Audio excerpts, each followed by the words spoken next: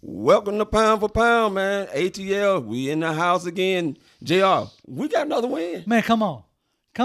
And a good win at that. A good looking win at that. Boy, let me tell you, I know I've said a lot of stuff in the last month and a half, and I'm not the only guilty one that has said a lot of stuff. But it feels good to win and dominate in your own division. Oh, man, come on. Dude, it feels great. I mean, you started with dominating the Saints in their own building, which we don't generally do. And then you went on the road and dominated Carolina in their own building. I mean, that was just playing some inspiring football these last two games. And I am glad to see that. I would have to say that the changes Dan Quinn has made in moving Jeff Albrecht to the defensive coordinator and Raheem Morris, secondary coach, and both of them calling the defense has really got this team responding, especially the defense. It has definitely got them fired up. And the biggest difference I really feel like is Raheem Morris. Yeah. Okay, I made jokes and I made statements on Twitter. Y'all can go back and look at my Twitter profile, whatever, talking about, he made coaches changes, but it's the wrong ones. I had no clue how much of an effect Raheem Morris was going to have on these defensive backs. It's been amazing. Man, it's been phenomenal, man. Yeah. I'm just sitting here and I'm looking at him and Jeff Albrecht and the way that they are just sitting there working in unison together. Man, they over there just clapping each other up, like high-fiving each other, like, we got this. Right. And then you get the revelation that, back in 2015, like Raheem Morris called plays with Richard Smith. Well, remember, he was the passing defensive coordinator when he came here. Exactly. To the Falcons. Yeah, that was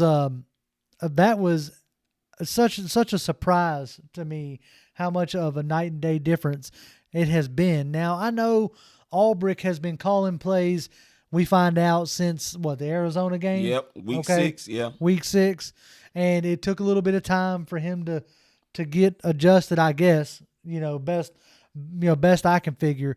But it was something I noticed watching game film yesterday and today that I wonder if you noticed is they haven't been running as much of that 5-2-4 we saw them breaking out in the beginning of the season. Well, you knew that. They went back. Remember, we spoke about it. They went back to their roots and what they were actually good at. Yep.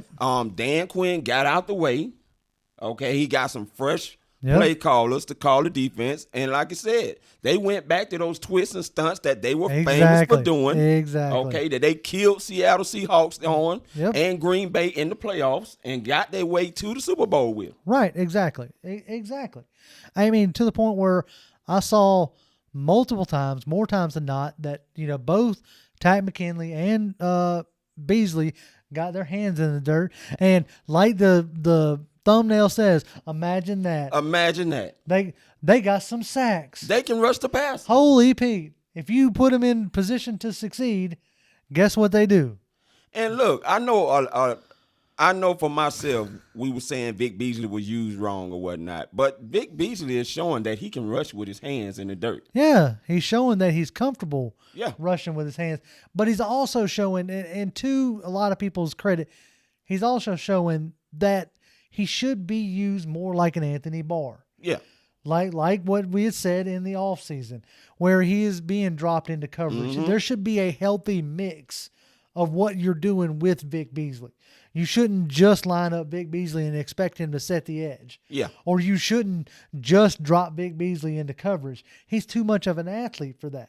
Yeah, and I mean, you got Jack Crawford dropping into coverage, which we saw that in this game and looked real good doing it and confused Kyle Allen with doing that. Exactly. And speaking of quarterbacks, we might have ourselves a little shakeup in the NFC South coming in 2020. I mean, you got there's no guarantee that Winston's going to be back. Yeah. I mean, he's throwing the ball to the other team as he is to his team. So no guarantee he's coming back. There's still talks that Newton might not be back up in Carolina. Yeah. And does Breeze finally retire? I don't know. I mean, I know his contract's up. But Teddy Bridgewater has looked good in his absence. Right. I mean, now granted, against Tampa Bay, Breeze looked like the Breeze of old, to the tune of 37 points or whatnot. But the Matt Ryan might be the last man standing in the NFC South. And he just might. Which, wow, I didn't expect that, especially with all the hype that was coming, especially with Winston. Yeah. Coming out of Florida State. Yeah. Yeah. So, let's go ahead and grab up some of these quotes or questions that are coming. Not questions necessarily. I just want to say, what's up, Ghost Pepper? We see y'all. Appreciate you being in here. What up? Sean Carter, thank you for your quote there before we even really got started. So the Falcons are playing for DQ's job. I mean, they are, and they're showing that they're showing now what they have been saying. Yeah, they have been saying that it wasn't DQ and that they love DQ and that they wanted to play for him and everything else. So, but now they're showing it, and that's good there. Recream says, glad to see you feeling better. I'm assuming they're talking to you after. Thank you. Yeah, thank you. I was down in the dumps last week. And speaking of last week, for all y'all that stuck with us through that stream, we know we were having some audio issues. We were doing a little bit different, obviously, because Toby wasn't feeling good. But we appreciate y'all sticking with us on through that. Let's see. Marty Young says, I was at the game sitting behind Kyle Allen's parents. Oh, where'd that go? Okay. It was rough for them to watch. Yeah, I would imagine. Watching their boy get sacked, what, 4 times? 5 times. 5 times. With 4 interceptions. And 4 interceptions. 4 interceptions. Can we talk about that for a second? Wow. As the Falcons team, we ain't done that in, since either Peyton Manning or Drew Brees when we had them 5 and 6 interception games. I mean, I couldn't believe what I was watching. Dude, I was pumped. And I mean, it started with Devondre Campbell. Oh, yeah, dude. The way he tipped that ball basically to himself. That was amazing. He was getting ready to look like he was rushing the passer. Yeah. And then dropped off in the coverage when he read the play. Yep. Let's talk about Devondre Campbell for just a second. I looked lost for the first half of the season. Imagine that. He can actually diagnose plays. Man, if you put him in something that he's used to playing and in a scheme that he's comfortable with, holy Pete, he looks like a totally different linebacker. All of them do. I mean, you look at Ricardo Allen, look at DeMonte Casey. Well, we knew he was an interception machine. Oh, exactly. Okay. All he did was confirm that with the interception he got before the end of the game. I mean, the safeties right now, the decisions, I'm happy for Dan Quinn because he's finally found some answers. Yes. To slow down the bleeding. Exactly. And Kojak says, we went out DQ safe at home plate. I agree. I agree. I don't know if it's going to necessarily, if we win out, obviously he ain't going nowhere. Right. I don't think winning out is the bar. I don't think it's going to take winning out. I don't think it's going to take winning out. I think it was going to take the team responding. Exactly. And and it was going to take Dan Quinn admitting his mistake. Yep. Which he did. Look, let me ask all y'all a question. All right, and I'm going to ask you the same question. How many times you been at work and you made a mistake? A lot. Okay. How many times you have to admit that you made that mistake? A lot. When you don't admit it, you make that mistake, that's when you have a problem. Right. When you try to cover it up or act like it wasn't you, then that's when you end up with a problem. Yeah. Okay, that's what Dan Quinn was doing for half the season. I hate to say it like that, but he was trying to make his mistake work. Yeah. He finally realized starting about week 6 that it wasn't going to work. Yeah. And so you can't just wholesale do it. Nope. So he had to slowly do it by letting Ulbrich call some of the plays early in the downs, right? And then when the bye come around, that was a perfect opportunity for him to bring Raheem Morris back over, give Raheem Morris time to get reacclimated to the defense and give the running backs coach time to get acclimated with the wide receivers. Right. Now, when you have a wide receiver room that is, Julio Jones, consummate professional, a freak of nature, probably the best at the position, like he's a de facto coach, right? Yeah. So you don't need as much, transition there. Yeah, Calvin Ridley, who coming out of college was one of the best route runners, and he showed it again. Finally, had him a breakout game that we really ain't even talking about because Not of the yet. defense. Yeah. But we will get into it. Yeah. And so you have these guys.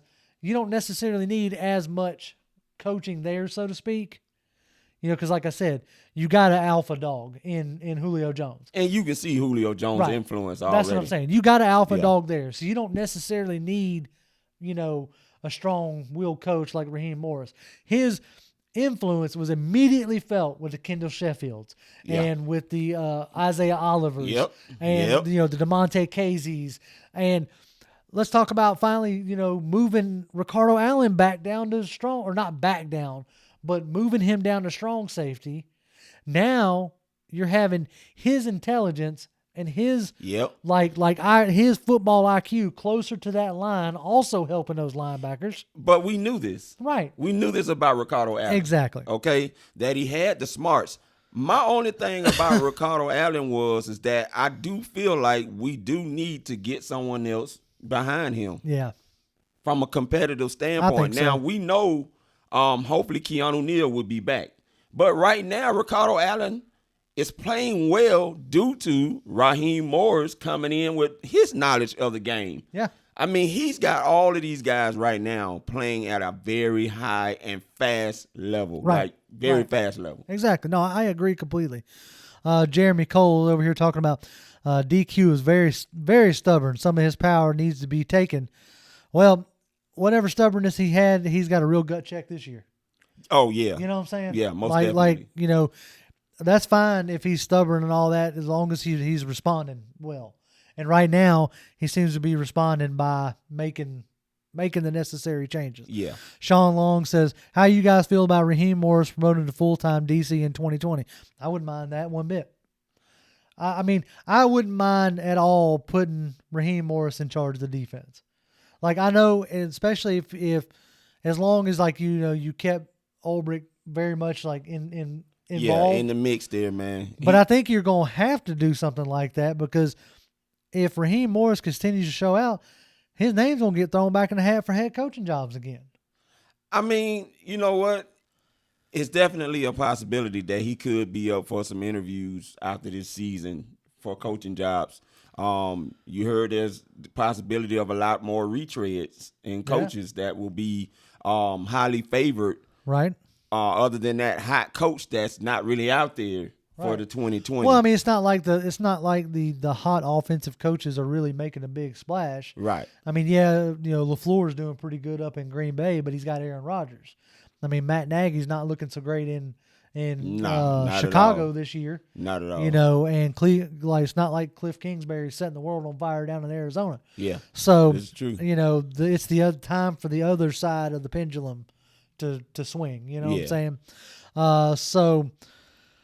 Kalen Price says, I'm a diehard Falcons since '98, but I'm not happy it took losing seasons to finally start winning. Yeah, nobody is. That's the big question right now, is why did it take so long to make these changes?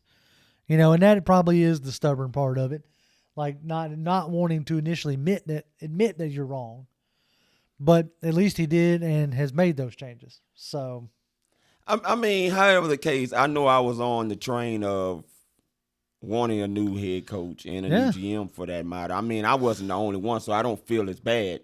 No, and I'm still not 100% sold on the GM now that you said something. I mean, yeah, and I'm not either. And and that's just me on that. Yeah. So I don't know if Thomas Dimitroff is going to survive should Dan Quinn survive.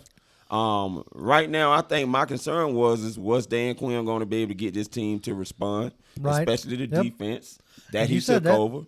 And he's gotten them to respond, and I think Arthur Blank sees it too, because that's what he wanted to see. Right, and that's I think that was the key. If you had come out of the bye, playing the Saints, and come out and got absolutely embarrassed, then I think you have a whole different narrative now.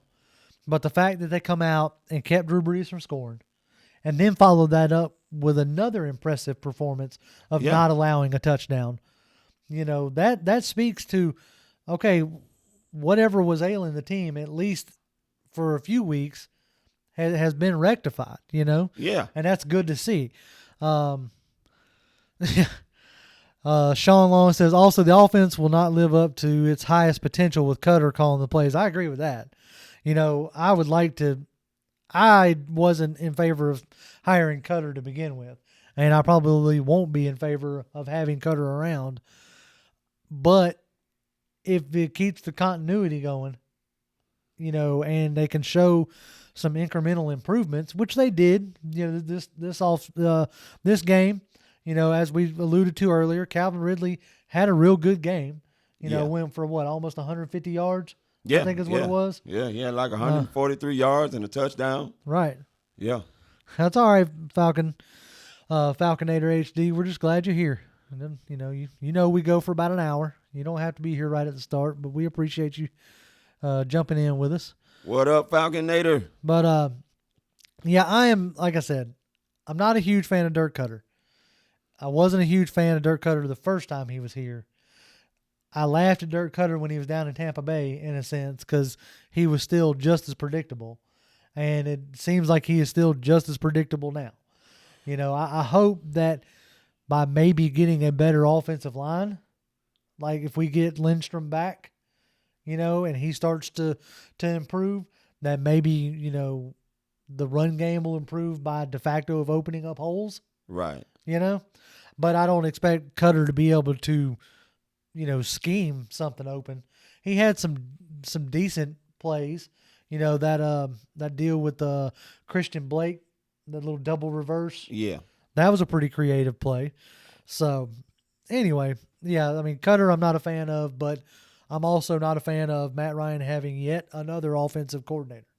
I'm glad you mentioned about Matt Ryan. So let's talk about Matt before we let this get too far. Congratulations to Matt Ryan, by the way. Right. What, moved up into the top 10? Yeah. Past Warren Moon, one of my favorite quarterbacks growing up. Before I even cared anything about the NFL, I used to watch like the little highlight packages and stuff that they would put on, like HBO's, I think Real Sports with Brian Gumble or whatever. Mm-hmm. Really enjoyed watching Warren Moon play. I guess because he was the underdog. I don't know. I enjoyed it. But so to pass him, I think that's a great honor. And is that another feather in a Hall of Fame worthy cap to you? I believe Matt is going to make the Hall of Fame. I think so. With a ring or without a ring. Yeah. I would prefer him to have one because of course. He's put in so much work with the Atlanta Falcons. Yeah. But one of the Hall of Fame voters did say that she didn't think he was going to make it simply because a lot of quarterbacks are passing for a lot of yards today in today's NFL. And he would have to get a ring to get in. I just don't see that. Yeah, I don't either. I mean, you're shattering records left and right. You've won an MVP of the league. I mean, you've won playoff games, stuff like that. The only thing you don't have is a ring. And in that aspect, if that's the qualifier, then Trent Dilfer should be in the Hall of Fame. And Dan Marino shouldn't be. So, to me, that's a weird qualifier. Let's see. Oh, Sean Long says, it baffles me how some fans want to blame the actual running back depth when Cutter historically has been mediocre running offense. I agree with that. I did a video in the offseason about Dirk Cutter and his, running offense. It's almost non-existent at times. So, I agree with that. Timothy says Matt Ryan's a first ballot Hall of Fame inductee. I don't know if he's a first ballot. If he doesn't win a ring, I don't know if he'll be a first ballot, but I think he'll get in. What's up, James? How are you doing today, sir? Appreciate you joining us. Fred Butt says, how about this defense? Yeah, no, how about it? It's worth talking about. It's worth championing right now. I mean, look, man, I know we talk a lot about Dirk Cutter and what he's doing or what he's not doing, but this is what Dirk Cutter wanted in Tampa Bay. Right. I mean, you got a powerful defense where if you put up 24 points, your defense is going to hold. Yep. And the Falcons have done that the last two games. And let's go ahead and call it. This is the type of team Dan Quinn wanted as well. Yes. Like, look, having the, number 2 historic offense in 2016 was awesome. But you knew that it rankled Dan Quinn that the offense took him to the Super Bowl, not the defense. Right. You know what I'm saying? So, I mean, don't get it twisted. Dan Quinn wants a ball control offense with a hard-nosed defense. So I'm going to go out and say this right now. I think it's safe to say that should Dan Quinn survive, to stop overthinking things. Right. Okay. Yeah. Because what you did up front defensively, and this is how you get into the quarterback, was how you was getting to the quarterback back in 2016. Right, with your twist and stuff. So it's time to not come into 2020 overthinking it. Your defense still works. Right, and just let it run. Yeah, you just needed another play caller. Right. And you got him. Right. I mean, simply to the fact that Dan Quinn this year bit off more than he could chew. Yes, he did. You know, trying to have his responsibilities as a head coach and trying to be the full-time DC, it just wasn't working. A lot of guys can't pull that off. You know, Kelvin says, you guys think we go undefeated against our division? It's possible. I mean, I don't think Tampa Bay presents as big of a problem as I thought it was going to. You know, if as long as this defense can keep playing like it's playing. Yeah. I don't expect the defense to not allow a touchdown for the rest of the season. I don't expect that at all.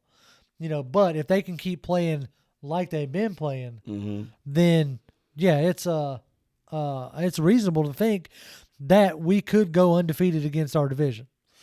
I mean, if this team, from a special team standpoint, offense and defensive standpoint, continues playing the way that they're playing, I believe they can run the table. Oh yeah.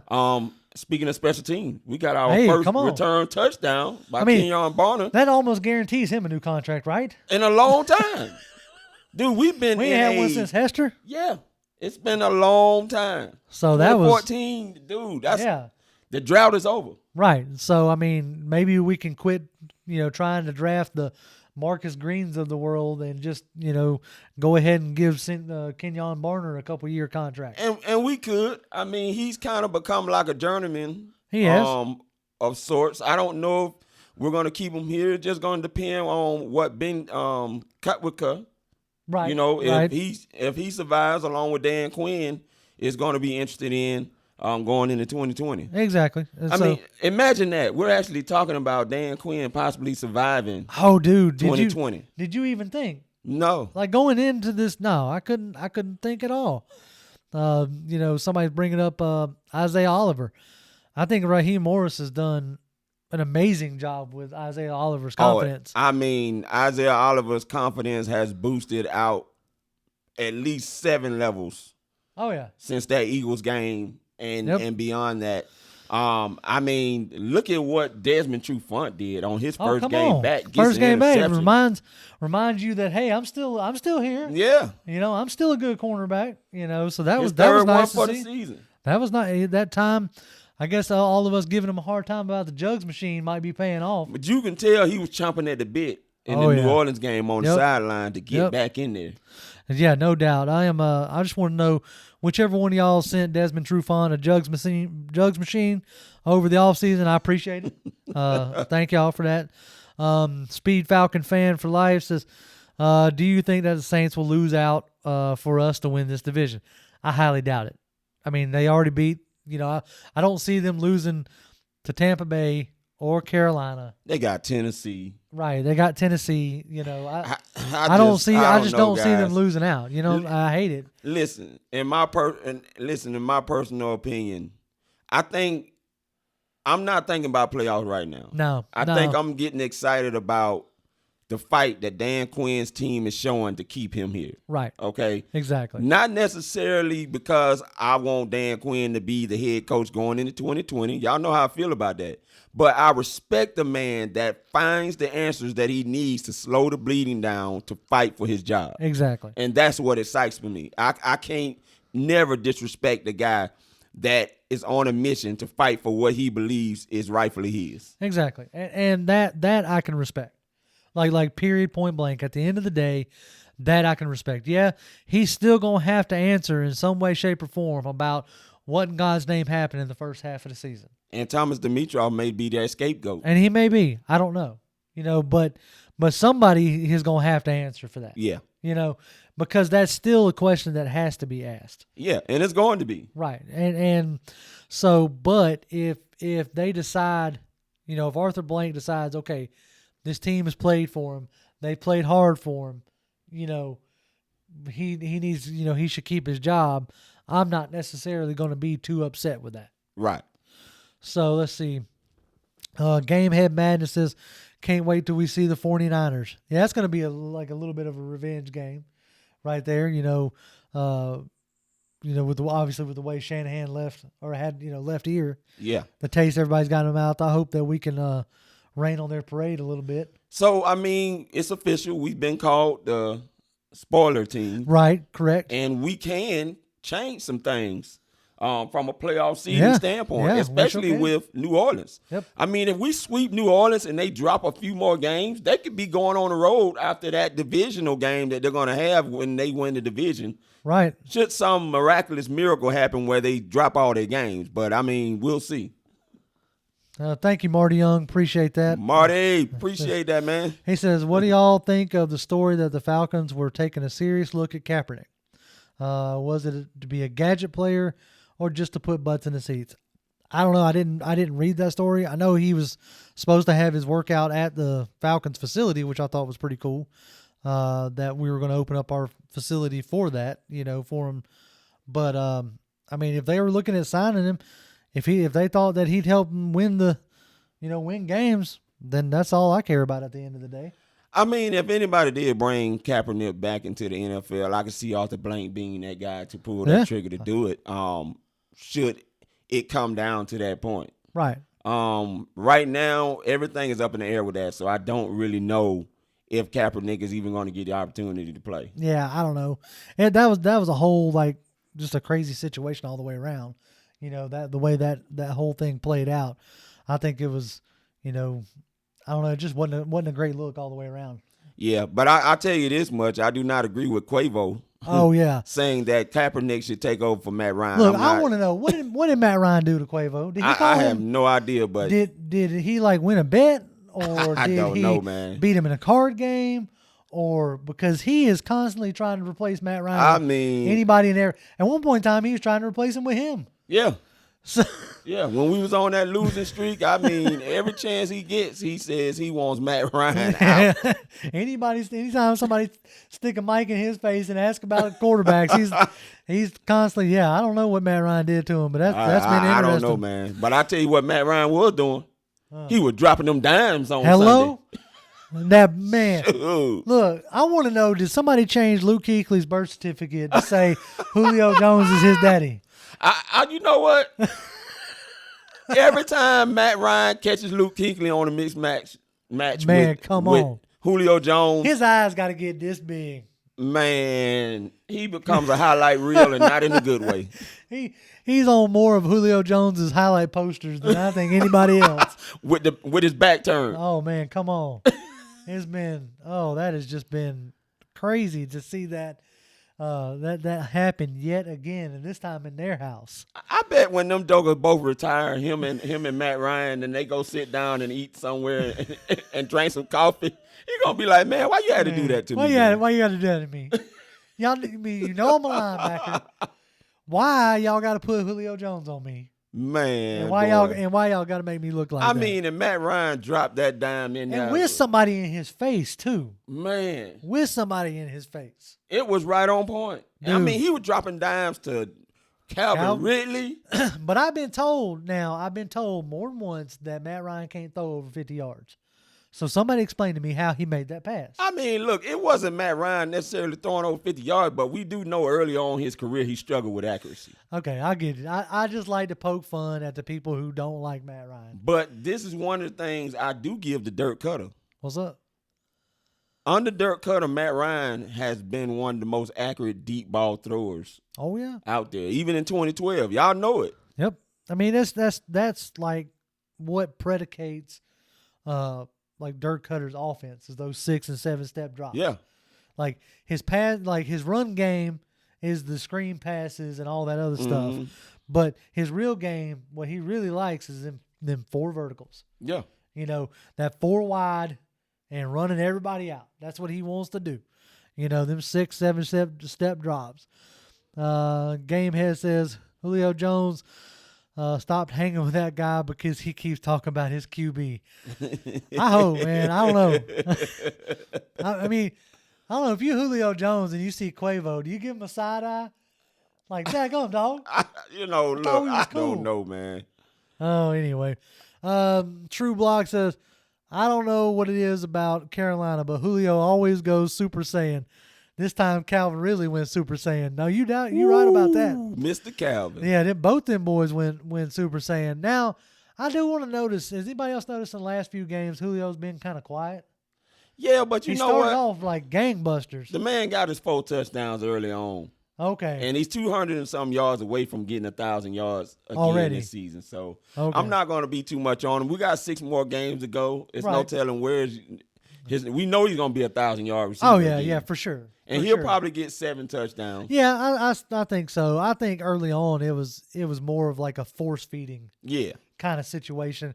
And I think Matt Ryan has once again kind of gotten comfortable in what what Dirk Cutter's trying to do. I almost said Dan Quinn. What Dirk Cutter's trying to do. And so that when he starts to get comfortable, whether it been, Shanahan or Sark or Cutter, when he starts to get comfortable, that's when he starts to distribute the ball more. Yeah. That's when and you're starting to see, Russell Gage emerge as a true number 3. He's squarely jumped. Yeah, Hardy's gone. I don't see them. Hardy's gone. Unless Hardy comes back for special teams money, I don't see Hardy coming back. And speaking of Russell Gage, how do you like now what Dirk Cutter did do in his answer to not having Austin Hooper using that 10 personnel? And a lot of people, if you don't know what that is, it's just basically you got one running back and no tight ends in the game. And they used that a couple of times this game against the Carolina Panthers. I mean, Russell Gage is really starting to emerge as a number 3 for real, like you said. Yeah, no, he is. I'm liking to see like his development for sure. And also something I noticed. I already talked about because when you said formation, it got me thinking about how many plays I noticed that they were back in the 4-3 versus that weird 5-2 stuff. But as far as like the only thing I didn't like to see, Matt Ryan gets sacked 3 times again. Yeah. Which I mean, look, when you got a defensive line of Gerald McCoy and Mario Addison. Oh, Mario Addison and his gonna send somebody home with a crybaby. Bring it up. Did you see Sarah Ryan clap back at him? No, I did not. She said there were only 2 crybabies in that house. Oh yeah, and Matt wasn't even one of them. That was her. Wow. Oh man, that was funny. He took a big L on that one. Yeah, they said he turned his IG off or something. He didn't even want nobody. No, he didn't want no part of that. He didn't want no part of that. You're going to throw something like that out there talking about sending a crybaby home with an L, and then your defense don't deliver? Yeah, you just poked the bear at that point. Yeah, you especially poked our fans when you done something like that, and especially with old what's his name down there in Saints, Michael Thomas. Talking about that sideline catch, he gonna put out a T-shirt. With Isaiah Oliver on the ground. Right, gonna put out a T-shirt, and you didn't score no touchdown in that game. Appreciate that, Kojak. Yeah, Kojak, we thank you for that, man. We appreciate that. It's DQ got out of his own way. Head coaching evolution. And I agree. Yeah, sometimes that's all it needs. I hate to say it like that. Don't you think right now that the Cleveland Browns would love to have kept or wanted kicking themselves for not keeping Belichick? Yeah. Sometimes you just got to let a coach work through it. And we might be talking 10 years down the road after a few rings that, man, you remember that time when we almost fired DQ? And who knows? And we just might. I mean, look, man, they signed a new deal, him and Tommy Dimitroff, I think, through 2022. True. And he may survive it. If his answers that he's found continues on through this season and into next season, I think we have an opportunity to rewrite the story. Yes. From this year. But we need to finish on a high note. Now we're there. You can't go back. Right. No, I agree. Yeah. I mean, you've shown what your defense can do. And so now you need to keep it going. I don't expect oh shoot. What you got, Falconator? I'm sorry. I see you says answer your question. Let me go back over. It says Falconator says, all I gotta say is when the Aints play the Titans, it won't be a cakewalk. they may also be playing spoiler. That's true. The Titans could be playing spoiler on that one. Y'all have to forgive us if this chat's going by pretty quick. If we miss some stuff, just post it back in there for us or bring attention to it. But yeah, I mean the Titans could be playing spoiler. There's a lot of teams could be playing spoiler now. What were you telling me earlier? Something about 8 teams. So you already have have 5. A gentleman had tweeted out, and he was showing the teams that have 8+ wins. Okay. And he was showing from 2002 all the way up to now. Nowhere in there from 2002 until now, there's 5 teams with 8+ wins already. And that hasn't, nowhere from that time in 2002 up to now, you hadn't seen that before. Right. So for us to squeak into the playoffs this year, we done dug ourselves too deep of a hole. I think. I mean, is it mathematically possible? Sure, it's mathematically possible. Yeah, anything can happen. But I mean, we would need like total collapses from a lot of different teams for that to happen. Nick says, Ben, don't break last 2 weeks. Falcons 55. Oh yeah, 55-12 with no touchdowns, 11 sacks, 4 interceptions, 21 of 26 on third down. Yeah, I mean that right there shows that Dan Quinn's defense, can work. Yeah, it's not like they went out and changed wholesale what they were doing. If anything, they went back to doing what they had done in previous years. Mm-hmm. And so with guys are comfortable, they can play faster than before, and that's what you were seeing at the early part of this season. Yeah, was the guys not being comfortable in that 5-2-4, and that transition took longer than what Dan Quinn figured it was going to, I guess. Yeah, and so eventually, you got to admit when you're wrong, and you scrap it and you move on.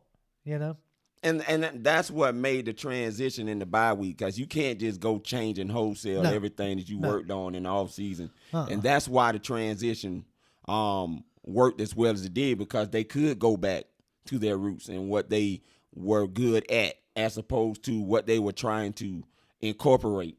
Oh, yeah. Yeah, no doubt. Exactly. I mean, you needed a little bit more time. Yeah. And especially if he had the idea of moving Raheem Morris. He needed to give Raheem Morris time to get up to speed. Yeah. You couldn't just throw him in there like that. Says Speed Falcon says Falcons should pay other teams money to beat the Saints. Man, I wish we could. I'd do it. I'd chip in $1. I got 5 on it. Hey, I got 5 on it. So anyway, let's see. Keenan Lewis says, Dan, more hands with the D-line. Also, no moving before snap looks better. Yeah, I mean, those pre-snap penalties are a killer, regardless, What up, Jew Talk Sports? Yeah, Jew Talk, how are you doing, sir? Let's see. Uncle Joven says, Keanu should move to linebacker and keep KZ and Allen should play the back end. I don't know if I could. I don't know if I would move Keanu Neal to full-time linebacker, but that's kind of what he plays already, right? Yeah. He's an inbox safety. He's on the line more than anything else. So it kind of already does that.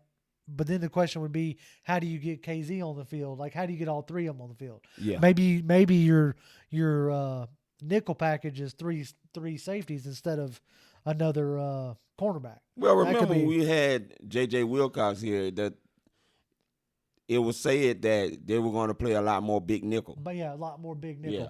And that may be something to look at. Marty Young says, until we're mathematically eliminated, I can't give up hope. Miracle on Peachtree. If you can have a miracle Christmas, then 9-7. Yeah, I got you, man. Yeah, I mean, I'm not giving up hope. You are totally correct. Exactly. I mean, I agree with what you said. Right now, we're not mathematically eliminated, as we probably would have been if Dan Quinn had kept with the same thing that he was doing. Yeah, if he'd have kept that same energy all the way through, we'd have been mathematically eliminated. Falconator says, I will enjoy if the Aints somehow have a debacle of dropping some of those games. I would love to see it. I mean, because, I got at least a 1-week reprieve, from my in-laws. With them being Saints fans, if they start to give me a hard time, I can at least tell them that, held them to no touchdowns. But I would love for the Saints to fall apart. I ain't even gonna lie, because that would make it much more enjoyable. Yeah. Now I do have to say this, Drew Talk Sports.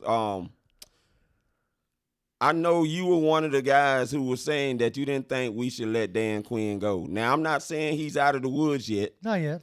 But he's definitely now got the team responding. And if he does get this team to win out, or however the case, I think his job is going to be safe. I think so. I think, honestly, I think that if he at least continues to have the team playing competitively, all the way through, because I think that was more of what Arthur Blank was distraught and upset about was how the team looked on the field, and so I think if they have the team playing competitively through the rest of the season, I think his job is safe. Yeah. Keenan Lewis says, what we need to do to stop Tampa Bay, get to Jameis Winston, affect him so that he will throw you the ball. Because as he has already proven this year that he ain't got no problem throwing the other team the ball. And he not only throws it, he puts it on the ground too. Right, exactly. So and we caused him to do that. Yeah. Now, what we can't have happen is we always tend to make Jameis Winston look like a first-round pick. Yeah, with his scrambling. Right. So that's something that we can't do. You can't expect that. But go back and look how Dan Quinn has fared against a Bruce Arians coach team. It tends to be pretty well because Bruce Arians is yet another coach that likes that 6, 7, 5, 5, 6, 7 step drop. Them verticals down the field. Them long developing plays. Yeah. He's going to give you an opportunity to take his quarterback's head off. Yeah. And Tack and Vic and Adrian Claiborne, if he's healthy, because he got banged up, so if those guys are helping, they got to get to Winston. Yeah, they do. That will be the easiest way to ensure that you win this game. Yeah. I agree. Did you see that they re-signed Austin Larkin? Yeah. Back to the I'm practice glad squad? you brought that up. They don't know what they want to do with him, do they? Well, I mean, to me, that says a lot about Kaminsky and Claiborne right there. Yeah. If I had to take a guess at it. If I had to take a stab at it, they went ahead and brought Larkin back because they may not be, if Claiborne's down, if Kaminsky's not ready to come back, they're going to need another body in there. Well, see, we don't really know the extent of Claiborne's growing injury, but I do know he's played with a growing injury before for the Atlanta Falcons. Exactly. So it might not be bad. We ain't heard nothing one way or the other. Yeah. You had Tack with his typical shoulder, like his typical cryptic tweets. One tweet is showing a frowny face after ranting about the dude falling on him, and then everybody kind of freaks out about that. And then he tweets out a happy face. So we don't really know what's going on with his shoulder there, but there was some Twitter medical doctor guy who said it looked like it was probably a separated shoulder. But you can play with a harness on. Yeah. So he might end up having, off-season surgery or whatever. Keenan Lewis says something we were going to bring up, which is the reason why I'm reading it. It says tattoo butt watch. Vic at 4. Yep. Yeah, for any of you who listen to 92.9 The Game, the afternoon guy, Mike Bell, has got a bet that if Beasley gets 10 sacks, he's going to get a tattoo of Beasley on his butt. And, I was listening to the show earlier after I got off work, and he was saying he was trying to get Vic Beasley on the show to find out what type of hairstyle does Vic Beasley want on the tack. Oh yeah, like the fro or the cornrow type thing. Okay, yeah. I mean, you gotta know what that preference is. Yeah, because you don't want to get the wrong hairdo. What if Vic ends up with double-digit sacks? Man, I tell you, look, he will have all of us eating crow. Major crow. Him and Dan Quinn. Major crow. Him and Dan Quinn will have all, but you know what? It's a crow that I don't mind eating because that's my team. Right. And I can be emotional about my team, but at the same time, I'll admit, if I wasn't right about some of the stuff, with Dan Quinn, job probably going to be saved. Vic Beasley, I wouldn't have a problem bringing Vic Beasley back here next year if the price is right. I was about to say, at the right numbers, at more of a Anthony Barr type contract versus a Von Miller contract. And I'm thinking you may be faced with that choice because if you went out, you're not going to be up in the top 10 for any good premium No. quality. No, you'd have pass to pull rusher. off. You'd have to pull off a Julio Jones-esque Yeah. trade to get that Chase And Young we're guy. definitely no longer in the Chase Young sweepstakes. No, not right now. We're not. Yeah. No. Star Killer 50 says, I can't bring myself to forgive Quinn for all the negative. 2 wins don't erase 3 wasted seasons. Am I wrong for that? No, dude, you're not wrong. For that. No. Like I will never sit here and try to tell you you're wrong for your opinion. Now I may not agree with your opinion, but I'm not gonna tell you you're wrong for it. Like I said earlier, somebody has to answer for the first part of this season. Yeah, somebody's plural is going to answer for it. Right. And you're right. To your point, Star Killer, no other coach that like Mike Smith didn't lose as many games in a row as Dan Quinn has. 3 different times. So by no means am I saying that Quinn is like all's forgiven, kumbaya type deal. Yeah. What I am saying is it looks like he's at least admitted where he messed up and is making strides to fix it. And that I can at least respect. Yeah. So what you got? What Falcon, what is it? Falconator says, I'm calling it now. Grady Jarrett will get his first double-digit sacks this season. What is he sitting at? 5, right? 4 or 5? 5 or 6. 5 or 6 right now? Somebody who somebody knows that, yeah. put that in the chat because I can't pull it up right off the top of my head. But I would love to see Grady Jarrett get sacked, get double-digit sacks. I mean, I saw somebody tweeting out since like 2017, like far as like the PFF grade or whatever, he's right up there with Aaron Donald. And to get that in the 5th round of the draft has been awesome. Yeah. 5.5 sacks is what he's at. So Dirty Bird wants to know, should we keep Quinn? He said he just chimed in. At this point, if Quinn can fight for his job, what he's doing a good job of these last 2 games, I'd say he's going to be safe. I think so. As of right now. Yeah. Now, look, if we come in here, well, I won't be in here next week, but if we come in here a week or 2 from now and talk about, boy, we look like, we lost our way again, then, yeah, he's got to go. But if he can fix this, and it looks like he is in the process of fixing it, yeah, then I'm willing to let him go at it again. I would hate to, send him off and just for him to go, Belichick it somewhere else. I'm not saying he's going to be Belichick, but I'm just using that as an example, Yeah, and considering what we're hearing about former head coaches that will probably get another chance in 2020, he probably would have been high on that list. Oh, yeah. He probably would have been snapped up. Let's see. Fred Butts wants to blame TD. I can blame TD. And TD may end up being the scapegoat. One of them anyway. Yeah, he could be. He very well could be a scapegoat. I mean, because I'm sorry, but I'm not overly impressed by the James Carpenter and Jamon Brown signings. No. You they are turning out to be penalty machines, man. Exactly. I mean, Jamon Brown just turning penalties left and right and smiling about it is what really kind of gets under my skin. Oh, yeah. You shouldn't be smiling about any penalties that you're causing the offense right now, especially when you don't have a winning record yet. Right, exactly. No, I need you focused. Yeah. I need you focused. Star Killer, don't cry. Don't cry if Quinn comes back. But now you know what? If that's the way you feel, that's the way you feel. I probably ain't gonna change your mind. Let's see. Timothy says Grady has the best looking mom out of any. Look, I ain't speaking on nobody else's mom. All right? I should have read that before I finished reading. Hey, I'll tell you this: Hugh Douglas sure thinks so. Yeah. Oh, geez. Oh, God. Okay, y'all messing me up with that one now. Over here talking about how somebody's mom looks. Okay. But you're right. Yeah, Hugh Douglas has talked more than once about about Grady's mom. He's expressed his feelings about Grady Jarrett's mom. Jeremy Cole says, y'all crazy. TD over DQ. The O-line signing wasn't bad. These guys were supposed to be backups.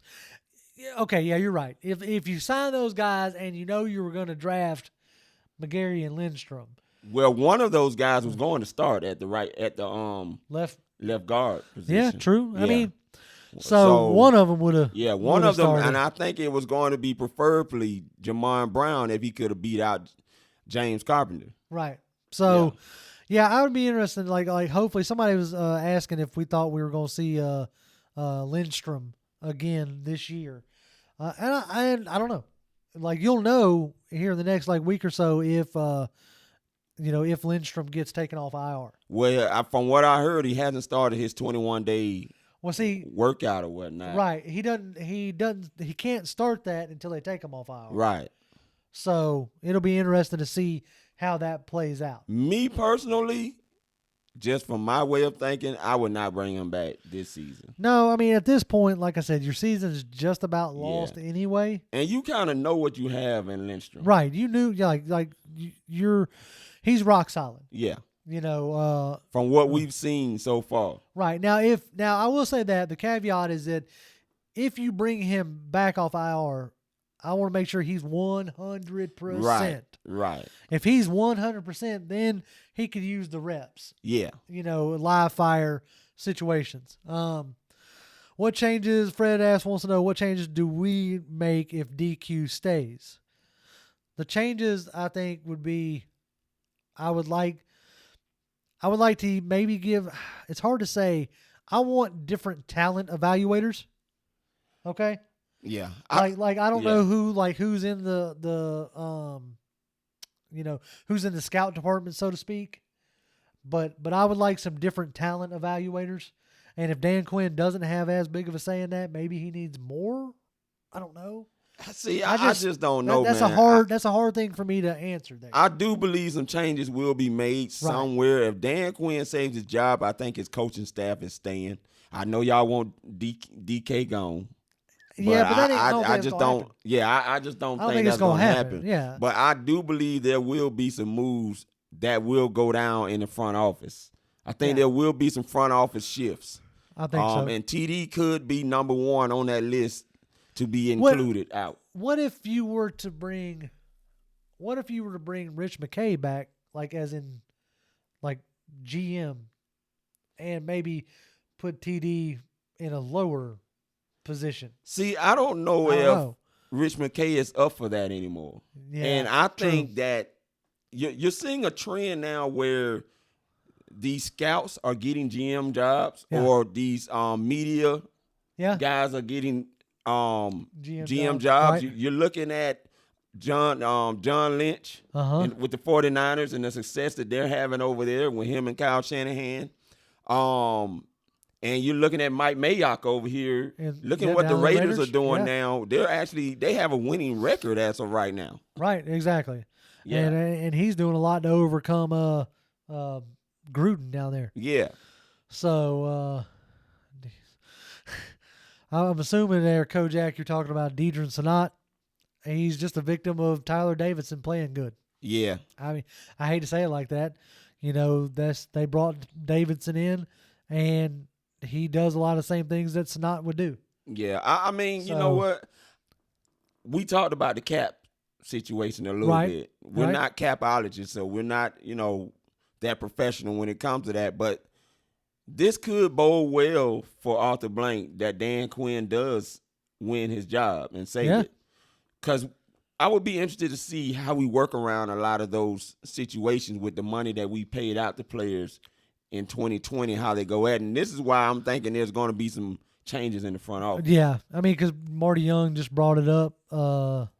This says, I think we could see some major trades if Dimitroff is gone, like trading Neal, who he loves, but he can't stay healthy, getting rid of some of these big contracts off the books. Freeman, possibly Trufant, and then not bringing back Beasley. These are all questions that you're going to have to answer. Yeah. So then Speed Falcon says, which Falcons game should I go to next season? I don't know. Maybe the international game. Maybe take a trip to London or Mexico, wherever, that might be interesting. We're running up on 55 minutes here. We're getting close to an hour. I just saw one. Oh, Dirty Bird took it away. I was gonna read that from you. 'Cause I Oh, haven't what read- happened? Well, he messaged retracted. I guess he wanted to change something. Oh, We'll see if he gets it in here while we close this down. Now, let's do a little bit of housekeeping. As always, you can find this on YouTube after it's posted, on any of your podcast platforms. On Wednesdays is when I get the audio. If you just want to take it with you audio wise. You can find me on Twitter at Grim1128. That's with 2 M's. So GRIMM 1128. Toby D. yeah, I'm Toby D, 1991. Okay. And so you can hit us up on Twitter. We react and interact when we can. And when we see it for sure.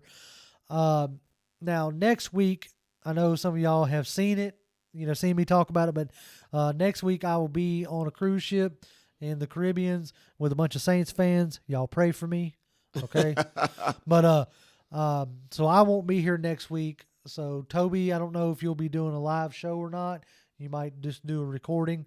He'll let you know. So keep an eye on Toby's Twitter there. But I'll be back after the Saints game, after the Thanksgiving Saints game.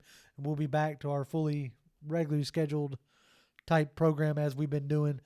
But it was great to be back. Oh, man. After a weird week last week and then the Monday the week before, it was good to be back in here doing this the way we have been doing it. I mean, like I said, as emotional as I've been with the things I've said in the last 2 months, I'm excited to win over our division. I mean, those were 2 great games just to see your team actually respond. Right. I mean, as opposed to previous weeks. Oh yeah, no, I'd much rather obviously see the Falcons win. Appreciate that, Savage Dragon.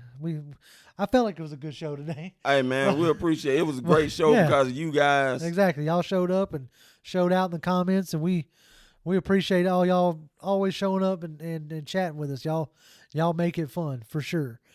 But yeah, like anybody who bemoans the Falcons winning right now because of draft picks, those draft picks ain't guaranteed. No, they're not. And if there's somebody they want, they'll go get them. Yeah, they will. I mean, I'm not too worried about that part. But I think we're going to wrap it up. Let's do it. And as always, Falcons fans, rise up.